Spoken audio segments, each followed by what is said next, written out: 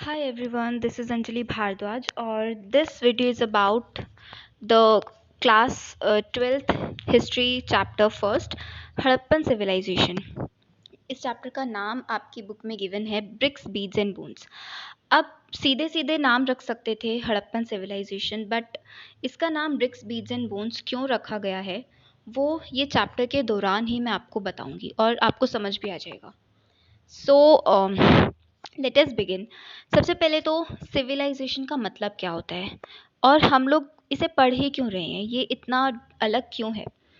तो सिविलाइजेशन का मतलब ही होता है यूनिकनेस. ठीक है, सिविलाइजेशन हम जनरली एक ऐसे सोसाइटी को बोलते हैं, एक ऐसे ग्रुप ऑफ पीपल को बोलते हैं जिनका अपना खुद का एक डिफरेंट, एक यूनिक वे ऑफ लाइफ था और बहुत ही हाईली डेवलप्ड कल्चर था, है ना. मतलब वो अपनी लाइफ में कुछ ऐसी हाईली एडवांस्ड चीज़ें, ऑब्जेक्ट्स और एडवांस्ड टेक्निक्स का यूज़ करते थे अपनी लाइफ के दौरान, जिसकी वजह से वो बाकी जो नॉर्मल सोसाइटी होती है उससे अलग होता है. ठीक है. सो एग्जाम्पल्स के तौर पे यहाँ पे इजिप्टियन सिविलाइजेशन है, मेसोपोटामियन सिविलाइजेशन है, and obviously the Harappan civilization. Egyptian civilization के बारे में क्या अलग है. हम लोग आज देखते हैं कि उन लोगों ने पिरामिड्स बनाए, and we actually do not know कि उन्होंने क्या टेक्निक्स और मतलब कौन सी एडवांस टेक्नोलॉजी उन्होंने यूज़ करी कि इतने परफेक्ट शेप में, इतने परफेक्टली वो लोग पिरामिड्स को बना पाए. आज भी हम उन सीक्रेट्स को जानने की कोशिश करते हैं, एंड इनफैक्ट कुछ ऐसी भी चीज़ें हैं जो कि आज इतनी टेक्नोलॉजी होने के बावजूद हमारी सिविलाइजेशन के पास में नहीं है. सो सिविलाइजेशन बेसिकली, सिविलाइजेशन का मतलब होता है वो सोसाइटी जिसका अपना एक बहुत ही यूनिक वे ऑफ लाइफ था और काफ़ी हाई फाई, मतलब जिसे हम बोलते हैं ना नॉर्मली हाई फाई है बहुत. इस वजह से ये जो सोसाइटीज़ होती हैं थोड़ी डिफरेंट होती हैं. तो हड़प्पन सिविलाइजेशन ऐसी ही एक सिविलाइजेशन के बारे में है जो कि काफ़ी एडवांस्ड कल्चर और एडवांस्ड वे ऑफ लाइफ जिन लोगों का हुआ करता था. सेकेंड टर्म है कल्चर.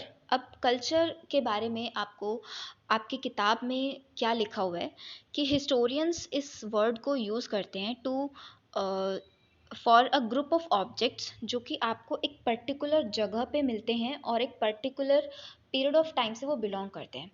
हुआ क्या कि जब खुदाई करी, ठीक है, आर्कोलॉजिस्ट ने, तो उनको कुछ ऐसे ऑब्जेक्ट्स मिले. ऑब्वियसली वो कुछ भी ऑब्जेक्ट हो सकते हैं, घरों में यूज़ होने वाले बर्तन, कपड़ों के एविडेंसेस हो सकते हैं, या फिर कुछ भी चीज़ें, ऑर्नामेंट्स हो सकते हैं, और पत्थर, बीड्स, इनफैक्ट ईंटें हमें मिली हैं.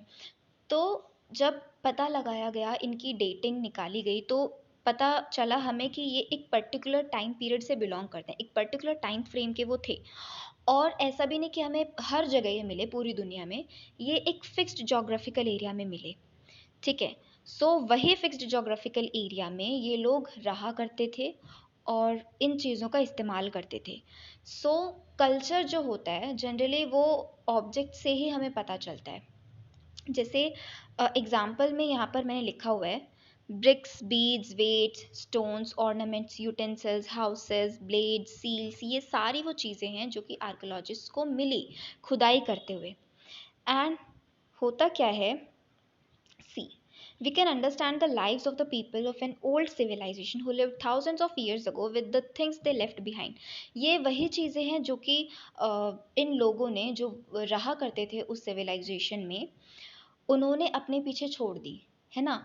और आज वही चीज़ें जब हमें मिलती हैं, आर्कोलॉजिस्ट को मिलती हैं, तो उन्हीं चीज़ों को स्टडी करके डिफरेंट इंटरप्रिटेशंस निकाली जाती हैं कि ये लोग ऐसे रहा करते थे या वैसे रहा करते थे. और यही चीज़ों को हम एक नाम देते हैं आर्कोलॉजिकल एविडेंसेस. ओके.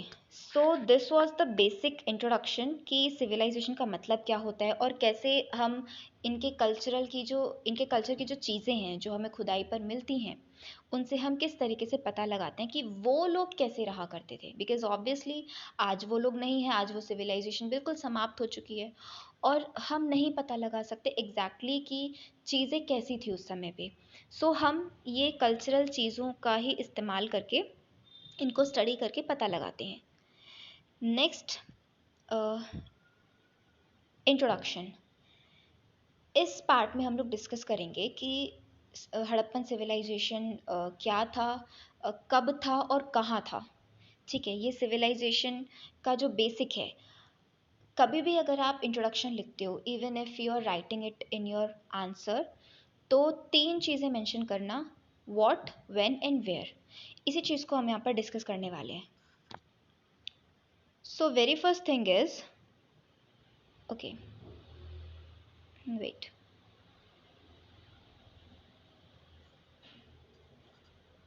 या वेरी फर्स्ट थिंग इज, इसका नाम क्या है। तो हड़प्पन सिविलाइजेशन के बहुत सारे नेम्स हैं। इसे हम इंडस वैली सिविलाइजेशन भी बोलते हैं, बिकॉज ये सिविलाइजेशन हमारा जो इंडस रिवर है उसके आसपास ये लोग रहा करते थे। उसके अराउंड हमें इनके सेटलमेंट्स के एविडेंसेस मिले हैं, और ये सारा जो चीज़ें हमें मिली हैं, पत्थर, मनके, बीट्स और इनके घरों के एविडेंसेस, ये सब हमें इंडस रिवर के आसपास और थोड़ा बहुत इसके डिस्टेंस पे मिली हैं। दूसरा, हड़प्पन कल्चर भी इसका नाम है, और इसको हड़प्पन सिविलाइजेशन तो हम बोलते ही हैं। अब इसका नाम हड़प्पन सिविलाइजेशन ही क्यों है? हड़प्पा जो है वो एक जगह है आज के पाकिस्तान में। ये वो जगह है जहाँ पे पहली बार खुदाई करने पे हमें ये सब चीज़ें मिली, एविडेंसेस मिले, और इनको स्टडी करने पे पता चला कि ये कुछ डिफरेंट ही सिविलाइजेशन को बिलोंग करते हैं।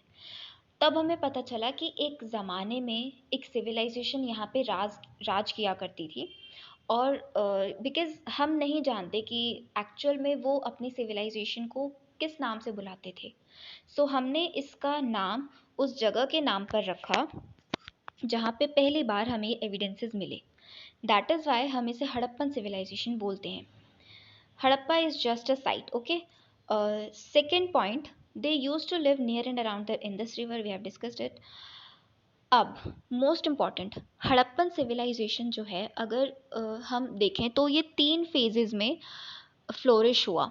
सबसे पहले तो अर्ली हड़प्पन सिविलाइजेशन या अर्ली हड़प्पन फेज़ में हम इसे डिवाइड कर सकते हैं। दूसरा, mature Harappan phase, and lastly later Harappan phase. Basically Harappan civilization या कोई भी सिविलाइजेशन हो, कोई भी सेटलमेंट हो, एकदम से स्टार्ट नहीं होती है। शुरू शुरू में लोग यहाँ पे आए होंगे, वो सेटल हुए होंगे, और धीरे धीरे चीज़ें एडवांस हुई होंगी। फिर एक टाइम पे चीज़ें जो हैं थोड़ा डिमीन करी होंगी, थोड़ा गिरी होंगी, और एक टाइम पे ये सिविलाइजेशन पूरी एंड हो गई। सो अर्ली हड़प्पन फेज़ वो टाइम था जब ये सेटलमेंट्स यहाँ पर शुरू हुई, द वेरी बिगिनिंग स्टेज, जिसके बारे में हम नेक्स्ट टॉपिक में पढ़ेंगे। इसके बाद मैच्योर हड़प्पन फेज़ वो हड़प्पन फेज़ है जिसको हम इस चैप्टर में रेफ़र कर रहे हैं, द हड़प्पन सिविलाइजेशन। बेसिकली जो भी इस चैप्टर में हम लोग पढ़ेंगे ना, वो मैच्योर हड़प्पन सिविलाइजेशन की ही चीज़ें हैं। हम उसी की ही उसी के कल्चर, उसी के लाइवलीहुड के तरीके, या उसी का सब्सिस्टेंस, कैसे वो लोग रहते थे, क्या चीज़ें करते थे, क्या ऑक्यूपेशंस करते थे, ये हम इंटरेस्टेड हैं सिर्फ मैच्योर हड़प्पन फेज़ के बारे में जानने के लिए। ओके, सो मैच्योर हड़प्पन वो टाइम था जब अर्ली हड़प्पन वाले ही लोग, मतलब इतने एडवांस हो चुके थे जिस वजह से आज हम ये चैप्टर पढ़ रहे हैं। So that was the mature Harappan phase. और मैच्योर हड़प्पन फेज़ का जो टाइम है, ये आज से करीब 4,500 साल या 4,500 5,000 साल पहले हम इसे ट्रेस बैक कर सकते हैं। 4,500 साल पहले, आज से 2600 BCE में इसकी शुरुआत हुई, और 1900 BC तक आते आते मैच्योर हड़प्पन फेज़ जो है वो ख़त्म हो गया, और उसके बाद में इसका एंड स्टार्ट हो गया। सो ये जो 2600 BC से लेकर 1900 BC, लगभग 700 साल इन लोगों ने इस सिविलाइजेशन पर राज किया। इससे पहले का जो फेज़ है that is early Harappan civilization, and इसके बाद का है later Harappan civilization. Next, if we talk about its expansion, अगर हम इसके एक्सपेंशन की बात करें, सो ये जो सिविलाइजेशन थी वो इंडिया के बात करें तो इंडिया के नॉर्थ वेस्टर्न रीजन में फैली हुई थी पूरी तरीके से, जो कि हमारा जम्मू कश्मीर का एरिया है, फिर पंजाब का एरिया है, हरियाणा, कुछ कुछ यूपी तक भी हमें इसकी साइट्स मिलती हैं।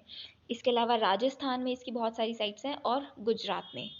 राजस्थान, गुजरात और हरियाणा में मेनली इसकी कुछ ऐसी साइट्स हैं जिनको कि काफ़ी स्टडी किया गया है। ठीक है, यहाँ पे ज़्यादा हमने एक्सकेवेशंस करके चीज़ों को निकाला है और ज़्यादातर साइट्स हमें यहीं मिलती हैं इसकी। इसके अलावा पूरा का पूरा पाकिस्तान आप समझ सकते हो, ये जो सिविलाइजेशन है उसने लगभग पूरे पाकिस्तान पर ये लोग सेटल्ड थे। इसके बाद अफ़गानिस्तान के भी थोड़े बहुत हिस्से हैं जहाँ पर ये लोग सेटल्ड थे। So this was about expansion. इस टॉपिक में हमने पढ़ा कि सिविलाइजेशन क्या था, कब था और ये कहाँ कहाँ तक फैला हुआ था। नेक्स्ट टॉपिक है, okay, before moving to the next topic you should see these pictures. ये वो बीड्स हैं जो कि हमारे हिस्टोरियंस को ऑब्वियसली मिली। तो ये बीड्स हमें मिली हैं जिससे कि हमें पता चलता है ये कुछ प्रोसेसिंग भी करते थे इनके ऊपर। कितना फिनिश्ड मटेरियल है। इन बीड्स के अंदर इन्होंने इनको होल करके इनको होलो बनाया हुआ है, तो they must be used in ornaments, jewellery making. और वहाँ की जो लेडीज़ हैं वो ज़रूर इनको यूज़ करती होंगी। और ना सिर्फ ये, देखो, हम लोग इनके एविडेंसेस को सिर्फ देख नहीं रहे, हमें सिर्फ ये नहीं जानना कि वो लोग कैसी चीज़ों को यूज़ करते थे, कैसे रहते थे, बल्कि इस चैप्टर के थ्रू हम लोग हिस्टोरियंस और आर्कियोलॉजिकल पॉइंट ऑफ व्यू से भी चीज़ों को देखने की कोशिश करेंगे। यहाँ पे हम लोग जानने की कोशिश करेंगे कि जब ये चीज़ें हमें मिलती हैं तो हम इनको कैसे स्टडी करते हैं और किस तरीके से इनसे इंटरप्रिटेशंस निकाली जाती हैं, हम लोग कैसे इंटरप्रेट कर सकते हैं इन चीज़ों को और क्या कंक्लूजन हम इनसे निकाल सकते हैं, हमें कैसे पता चलता है। ये सारी चीज़ें भी हम इसके बारे में पढ़ेंगे। एंड ऑफ कोर्स अभी तक आपको पता चल चुका हो कि क्यों इसका नाम ब्रिक्स, बीड्स एंड बोन्स हैं। These are basically the evidences जो हमारे हिस्टोरियंस को मिले, जिनको स्टडी करके ही आज हम इस सिविलाइजेशन के बारे में जानते हैं। दूसरे पिक्चर में अगर आप देखो, it is a Harappan seal. इसके पिक्चर आपके एनसीईआरटी में भी फर्स्ट पेज पर गिवन है। So this seal was made with a stone cold steatite. Steatite नाम के पत्थर से ये बनती थी। और सिर्फ एक नहीं बल्कि हमें बहुत हज़ारों में ये सील्स मिली हैं हड़प्पा की। और सारी डिफरेंट है, इनके ऊपर कुछ ना कुछ जानवरों के मोटिव सिंबल्स बने हुए हैं, कुछ आप ऊपर देख सकते हो डिफरेंट सिंबल्स बने हुए हैं। और ये जनरली इस्तेमाल होती थी मोहरों की तरह। सो जनरली चीज़ों को यहाँ से वहाँ भेजने के लिए, सॉरी, यहाँ से वहाँ इन चीज़ों को ट्रांसपोर्ट करने के लिए, भेजने के लिए, टू फाइंड कि टू इंश्योर कि ये चीज़ें जो हैं वो सही सलामत बिना बीच में खोले हुए उस जगह पर पहुँच जाए। ये क्या करते थे कि उस पैकेट पे या फिर जिसमें भी वो सामान रखा हुआ है, हो सकता है कोई अंदर गिफ्ट हो किसी और को भेजने के लिए, उसके ऊपर इस सील का इम्प्रेशन लगा देते थे एक क्ले के ऊपर करके, और उसको एक तरीके से लॉक कर देते थे। अगर जो रिसीवर है वो देखता है कि इस सील का इम्प्रेशन कुछ गड़बड़ है, इसका मतलब इसे बीच में कहीं खोला गया है। सो इस तरीके से दे इंश्योर्ड कि चीज़ें जो हैं सही सलामत और प्राइवेट तरीके से दूसरे इंसान के पास पहुंच जाए, बीच में उसे कोई खोले नहीं। नेक्स्ट आप देख सकते हो, these are the Harappan weights. Weight को जनरली हम लोग हिंदी में बोलते हैं बाट। जैसे आज के टाइम पर भी हम लोग यूज़ करते हैं, हम लोग मंडी में जाते हैं, बाज़ार में जाते हैं, डिफरेंट चीज़ें खरीदते हैं और उनका वेट जानने के लिए जो शॉपकीपर होता है वो कुछ ना कुछ ऐसा मेटल का रखता है जो कि उतने ही किलो का होता है, जैसे 5 किलो का, 1 किलो का, 2 किलो का, है ना। इस तरीके से हड़प्पा के लोग भी ऐसे पत्थरों के वेट्स बनाते थे और they must have used these things during businesses और व्यापार और ऑब्वियसली मंडी जैसी चीज़ों में वो इन चीज़ों का यूज़ करते होंगे। This is the map. Basically जहाँ जहाँ पे आप लोगों को ये नेम्स नज़र आ रहे हैं, ये सारी डिफरेंट हड़प्पन साइट्स हैं, आप लोग देख सकते हो। ज़्यादातर स्टेट्स जो हैं नॉर्थ वेस्ट इंडिया की वो यहाँ पर हैं, और पाकिस्तान लगभग पूरा का पूरा ही था। ठीक है, मतलब ऑलमोस्ट पूरा पाकिस्तान था। आगे बढ़ते हैं। Let us talk about beginnings. So Harappan civilization की बिगिनिंग हुई कैसे, इसकी शुरुआत कैसे हुई? तो अगर हम बिगिनिंग फेज़ की बात करें, दिस इज़ द फेज़ जिसकी हमने बात करी, जिसको कि हिस्टोरियंस बोलते हैं द अर्ली हड़प्पन फेज़, है ना? 3 फेजेज़ में पूरे हड़प्पन सिविलाइजेशन को डिवाइड किया हुआ है, अर्ली, मैच्योर एंड लेटर। ये जो बिगिनिंग है, शुरुआत हर चीज़ की होती है अर्ली फेज़ से, है ना? शुरुआती दौर में। तो एकदम से हमें ये सारी चीज़ें नहीं मिलती। जो भी चीज़ें हमें मिली हैं, जो भी एविडेंसेस हमें मिले हैं, वो जनरली हम उनका भी टाइम देखते हैं कि वो कौन से टाइम से हैं। अब कुछ ऐसी चीज़ें हमें मिली, कुछ ऐसे एविडेंसेस हमें मिले हैं जो कि मैच्योर हड़प्पन सिविलाइजेशन से पहले के टाइम के हैं। दैट मीन्स कि वो टाइम था जब मैच्योर हड़प्पन सिविलाइजेशन फ्लोरिश नहीं हुआ था, but it was just starting.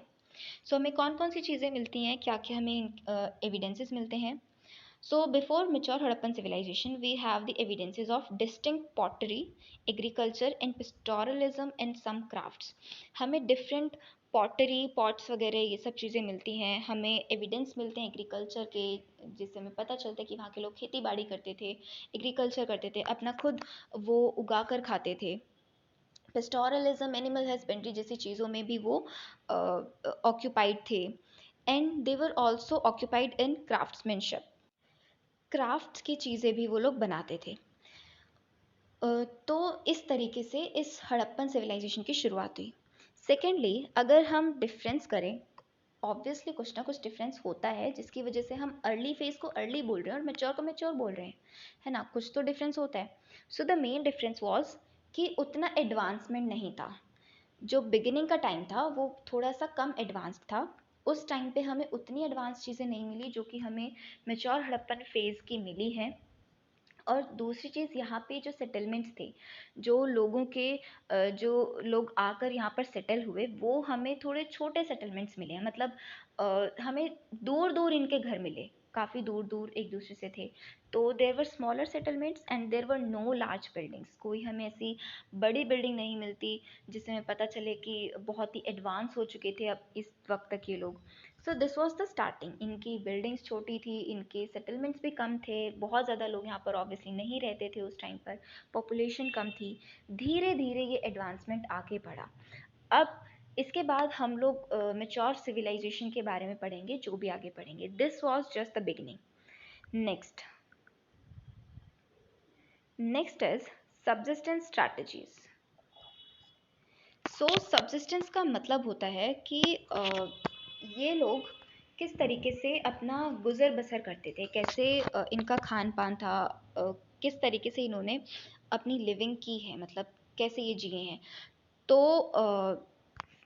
According to historians, according to the archaeologist, जो भी हमें यहाँ पे एविडेंसेस मिले हैं, इससे हमें पता चलता है कि ये लोग शाकाहारी भी थे और ये मांसाहारी भी थे। सो इन्होंने प्लांट्स और प्लांट बेस्ड चीज़ें भी खाई हैं, इन्होंने एनिमल बेस्ड चीज़ों का भी कंजम्पशन किया है ना? अ, तो दोनों ही चीज़ों पर ये लोग निर्भर थे, पौधों पर भी और जानवरों पर भी। इसके अलावा देर इज़ अ वर्ड आर्कियोबोटानिस्ट। आर्कियोबोटानिस्ट का मतलब होता है वो आर्कियोलॉजिस्ट्स जो कि पेड़ पौधों से रिलेटेड रिसर्च और स्टडी में ऑक्यूपाइड होते हैं। तो आर्कियोबोटानिस्ट ने जब यहाँ पर स्टडी किया, they found shard grains. Shard grains का मतलब होता है कुछ जले हुए ग्रेन्स, है ना? तो उनको जले हुए ग्रेन्स के कुछ एविडेंसेस मिले, जिसमें कि था वीट, लेंटल्स, बार्ले, चिकपीस, सीसम, ये सारी चीज़ें इनको यहाँ पे मिली, जिससे हमें पता चलता है कि ऑब्वियसली ये बहुत सारी चीज़ें उगाते थे। ऐसा नहीं है कि हमें सिर्फ यही ग्रेन्स मिले हैं, देन और कुछ वो उगाते ही नहीं थे, है ना? बहुत सारी चीज़ें वे एग्रीकल्चर में उगाते ही होंगे। एंड ऑब्वियसली क्योंकि हमें ये सारे एविडेंसेस मिले हैं, एक चीज़ हम यहाँ पे कंक्लूड कर सकते हैं कि वो एग्रीकल्चर में ऑक्यूपाइड थे। एक बहुत मेजर ऑक्यूपेशन वहाँ के लोगों का था एग्रीकल्चर। नेक्स्ट बात करें, आगे बढ़ते हैं। अगर हम बात करें एनिमल्स की, तो जैसे आर्कियोबोटानिस्ट होते हैं, इसी तरीके से आर्कियोजूलॉजिस्ट भी होते हैं। इनके अलावा हम इन्हें ज़ू आर्कियोलॉजिस्ट भी बोल सकते हैं। सो ज़ू आर्कियोलॉजिस्ट वो आर्कियोलॉजिस्ट होते हैं जो कि जानवरों से रिलेटेड स्टडी करते हैं। जब जू आर्कोलॉजिस्ट ने यहाँ पे मिली हड्डियों की स्टडी करी तो पता चला कि बहुत सारे जानवरों को वो लोग पालते थे और बहुत सारे जानवरों को हंट भी करते थे। पालने वाले जानवरों में शामिल हैं शीप, गोट, बफेलो, पिग। अब इस एविडेंस से हिस्टोरियंस ने क्या इंटरप्रिटेशन निकाला, क्या कंक्लूजन हम इससे निकाल सकते हैं? ऑब्वियसली शीप, गोट, बफेलो ये सब है। देन बफेलो है तो डेयरी के काम में हो सकते हैं वो लोग ऑक्यूपाइड थे।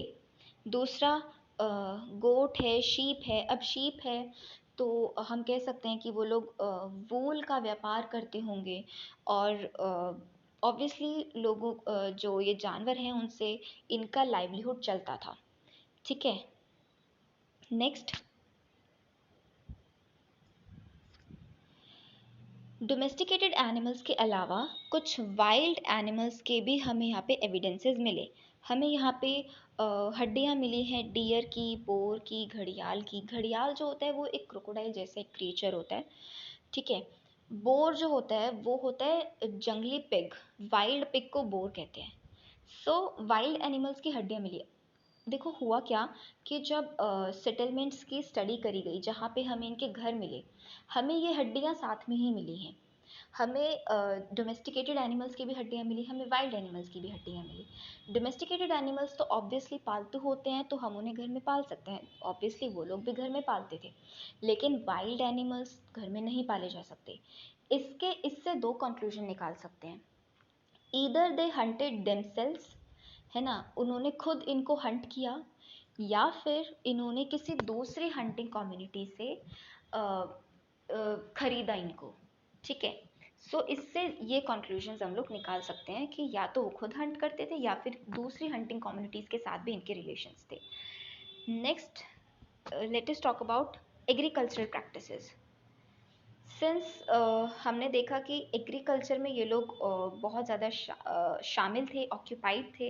एग्रीकल्चर से रिलेटेड इन्होंने चीज़ें करी हैं, इन्होंने खेती बाड़ी करी है और अपना उगा कर ये लोग खाते थे।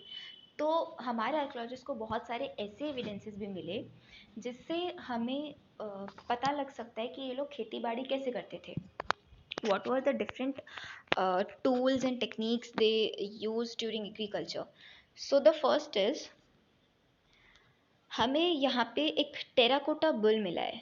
मतलब मिट्टी का हमें एक बुल मिला है जिससे अब ऑब्वियसली बुल को तो हम खेत जोतने में यूज़ नहीं करते, हम लोग बैलों का यूज़ करते हैं। सो हो सकता है कि वो लोग बैलों का यूज़ करते थे अपने खेतों को जोतने के लिए, अपने फील्ड्स को प्लो करने के लिए। सेकेंड, टेराकोटा मॉडल्स ऑफ प्लो। हमें यहाँ पे जो प्लोइंग जो टूल होता है जिसे हम प्लो बोलते हैं, उसका भी एक टेराकोटा मॉडल मिला है विच शोज कि ये जो हड़प्पन सिविलाइजेशन के लोग थे ये पहले खेत को जोतते थे यूजिंग दोज टूल्स और उसके बाद उसमें ये लोग सीड्स डालते थे।